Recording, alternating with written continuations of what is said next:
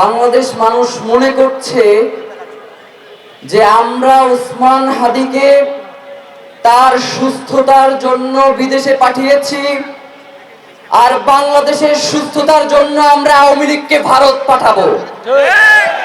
বাংলাদেশের মাটিতে 5ই আগস্ট পরবর্তী সময়ে আমাদের যেই কাজ করবার কথা ছিল তা আমরা করতে পারি নাই।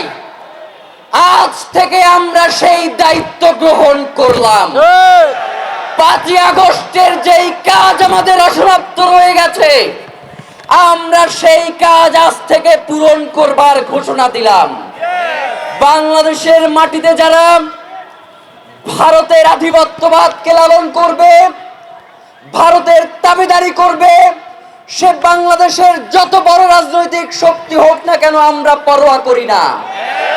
বাংলাদেশের মাঠে, বাংলাদেশের রাজনীতিতে তাদেরকে আর কোনো স্থান দেয়া হবে না।